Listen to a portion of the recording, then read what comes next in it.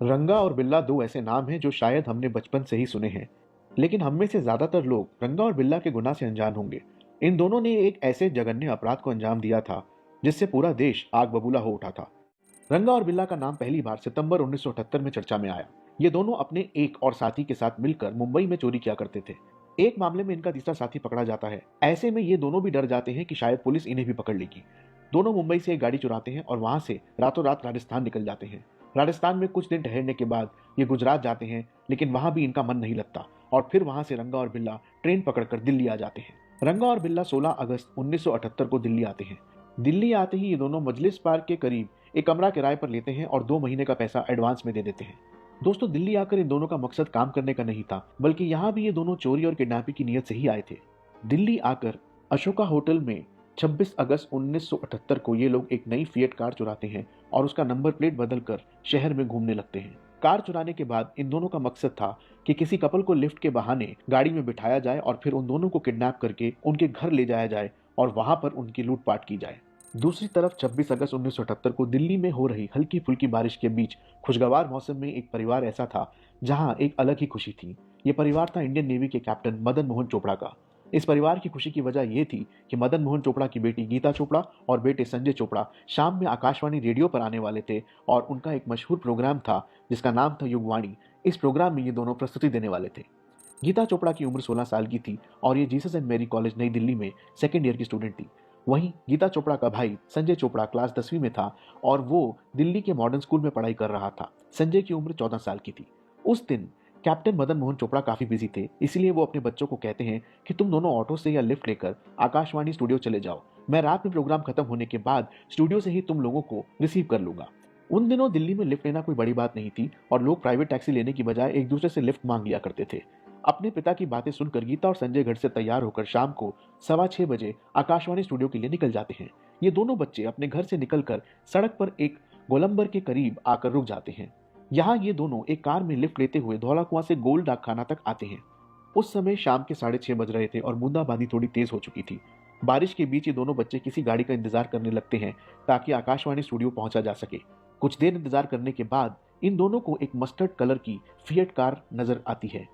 Fiat को देखते ही ये दोनों भाई बहन गाड़ी को रोकने का इशारा करते हैं। इन दोनों भाई बहनों ने जिस गाड़ी को रोकने का इशारा किया था, ये वही गाड़ी थी जिसे रंगा और बिल्ला चला रहे थे और सुबह से सड़क पर अपने शिकार की तलाश में थे। वैसे तो ये दोनों एक कपल को ढूंढने में लगे हुए थे, मगर शाम हो चुकी थी और इन्हें अपना शिकार नहीं मिला था। इसीलिए इन्होंने जब इन दोनों बच्चों को देखा और उनके पहनावे को देखा तो रंगा और बिल्ला को लगा कि ये दोनों बच्चे जरूर किसी अमीर घर के होंगे। ऐसे में इनको किडनैप करके अच्छा पैसा निकाला जा सकता है। इसीलिए बच्चे जैसे ही इशारा करते हैं, ये दोनों गाड़ी रोक देते हैं।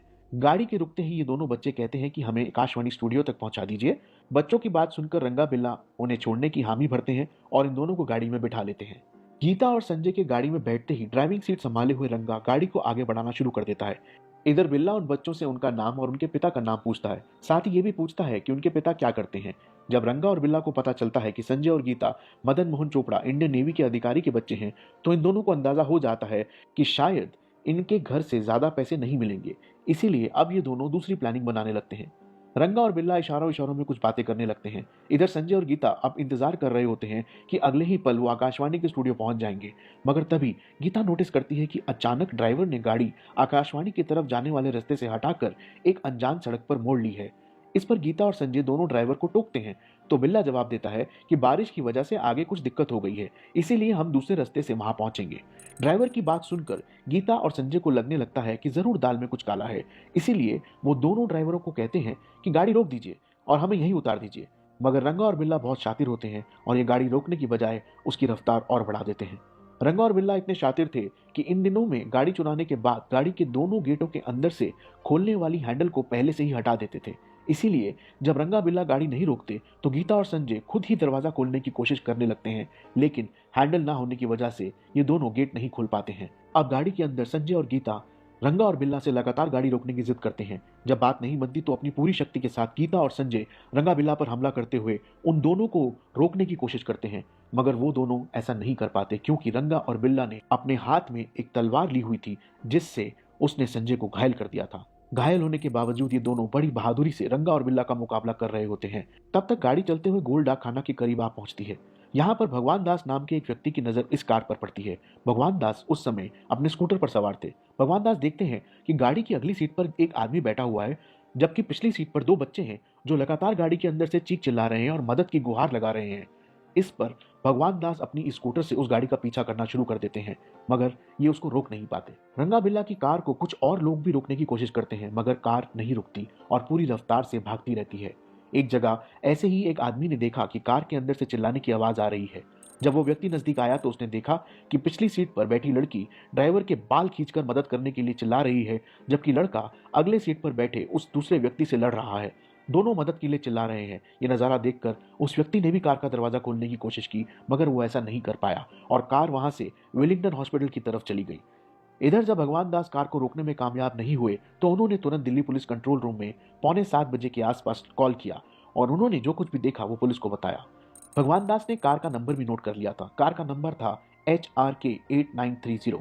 भगवान दास ने जब पुलिस को कार का नंबर लिखवाया तो पुलिस से एक गलती हो गई और पुलिस वालों ने HRK8930 की जगह MRK8930 नोट कर लिया। गलत नंबर होने की वजह से पुलिस को कोई कामयाबी नहीं मिली। हालांकि कुछ समय बाद उसी कार पर DDA के एक जूनियर इंजीनियर इंद्रजीत सिंह की भी नजर पड़ी। उन्होंने भी कार के अंदर एक लड़की और लड़के को घायल अवस्था में देखा। इंद्रजीत ने भी कार का पीछा किया, मगर कार रेड सिग्नल तोड़कर भाग गई। यहाँ भी किस्मत से इंद्रजीत सिंह ने कार का नंबर नोट कर लिया और तुरंत राजेंद्र नगर पुलिस स्टेशन में फोन कर दिया। मामला काफी गंभीर था। इसके बावजूद आरोप ये लगाया जाता है कि लगातार कंप्लेंट मिलने के बावजूद पुलिस ने तत्परता नहीं दिखाई और अधिकार क्षेत्र से बाहर की घटना बताकर राजेंद्र नगर पुलिस ने भी अपना पल्ला झाड़ लिया। उधर रंगा और बिल्ला बड़े आराम से गीता और संजय को अपने कब्जे में लेकर अपने रास्ते की तरफ निकल गए। इधर रात के 8 बज रहे थे। इसी समय आकाशवाणी पर गीता और संजय का प्रोग्राम होना था, इसीलिए इनके माता पिता बड़ी बेसब्री से 8 बजने का इंतजार कर रहे थे। लेकिन जब कार्यक्रम शुरू हुआ तो इन दोनों को एक झटका सा लगा, क्योंकि कार्यक्रम में गीता और संजय की जगह कोई और ही था। यह सुनकर मदन मोहन चोपड़ा निराश हुए और उन्होंने अपनी स्कूटर उठाई और 8:45 बजे पर संसद मार्ग स्थित आकाशवाणी ऑफिस चले गए ताकि अपने बच्चों को वहां से लेकर आ सके। मगर जब ये वहां पहुंचे तो इन्हें जानकारी मिली कि गीता और संजय तो यहाँ पहुंचे ही नहीं है।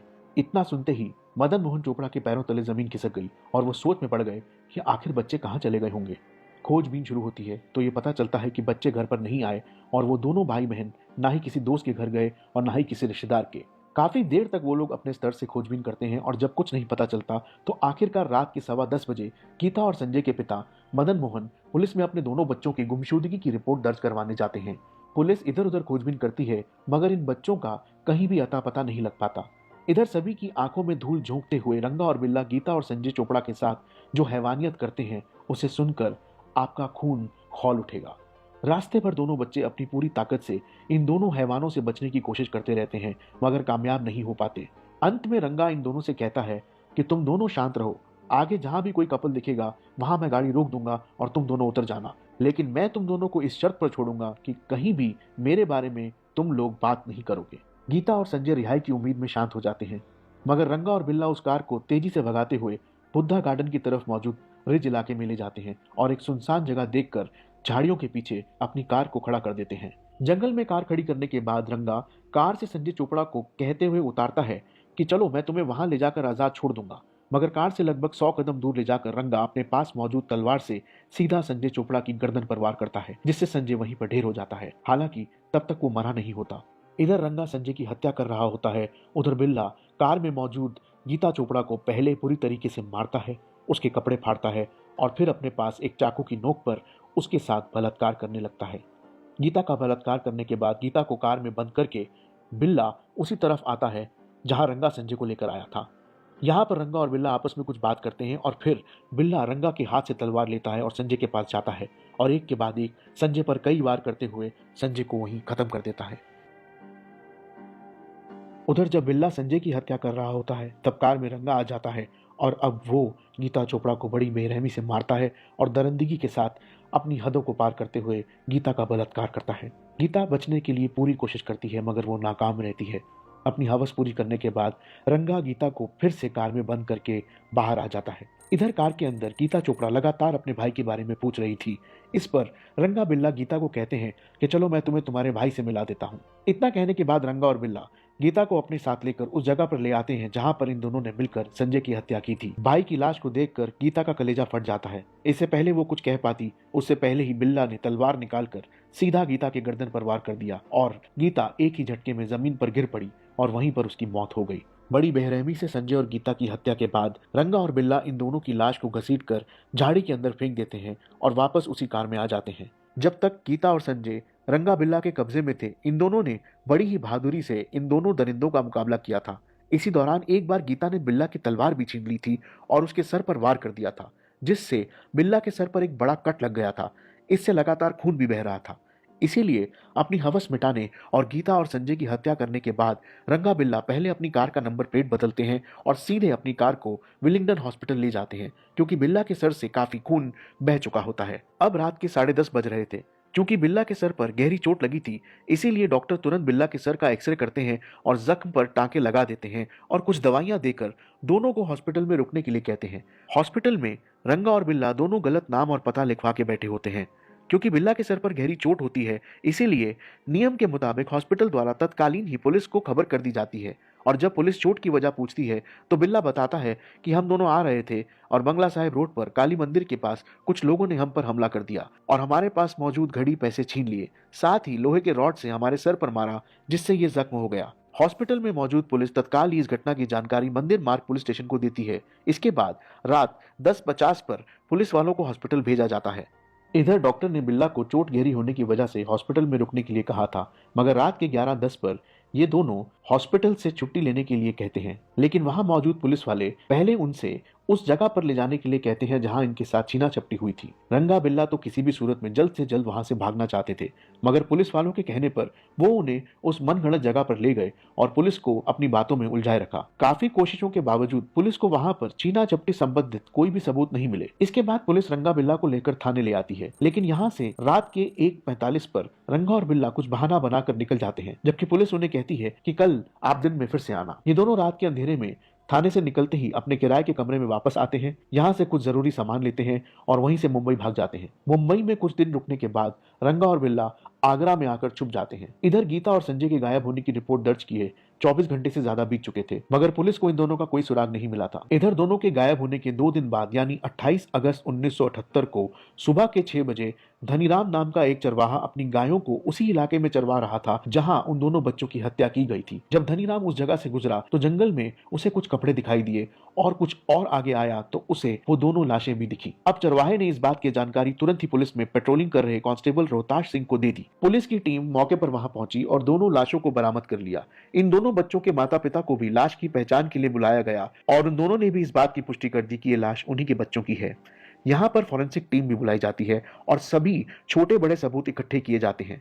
उधर पोस्टमार्टम रिपोर्ट में खुलासा होता है कि संजय चोपड़ा पर दर्जनों वार किए गए हैं, वहीं गीता चोपड़ा की हत्या करने से पहले उसका बलात्कार किया गया है, साथ ही उसके पूरे शरीर पर कई गंभीर वार भी किए गए हैं। इस खुलासे के बाद पुलिस पर जल्द से जल्द उनके कातिलों को पकड़ने का दबाव बन रहा था, मगर कहीं ना कहीं मदन मोहन चोपड़ा को लग रहा था कि पुलिस इस मामले में सुस्ती बरत रही है। इसलिए 2 दिन बाद मदन मोहन चोपड़ा ने मीडिया वालों को सामने आकर अपनी पूरी कहानी बताई और इंसाफ की गुहार लगाई। जब यह खबर मीडिया में छपी तो पूरा देश गुस्से से उबलने लगा। हर जगह बस इसी खबर की चर्चा थी। दिल्ली और देश में उस समय लगभग वैसा ही माहौल बन गया था जैसा कि निर्भया कांड के बाद बना था। पूरी दिल्ली सड़क पर थी और हर कोई संजय और गीता के कातिलों को जल्द से जल्द फांसी के फंदे पर लटकते हुए देखना चाहता था, मगर घटना के कई दिन बीत जाने के बाद भी पुलिस के हाथ कुछ न लगा। जिन लोगों ने कार में रंगा और बिल्ला को देखा था, उनकी निशानदेही पर रंगा बिल्ला के कुछ स्केच भी तैयार किए गए और पूरे देश में इनके पोस्टर लगवाए गए। अखबारों में रंगा बिल्ला की पोस्टर छपवाए गए और साथ ही इन दोनों का सुराग देने वाले को मोटी रकम देने का ऐलान भी किया गया। इन सब के बावजूद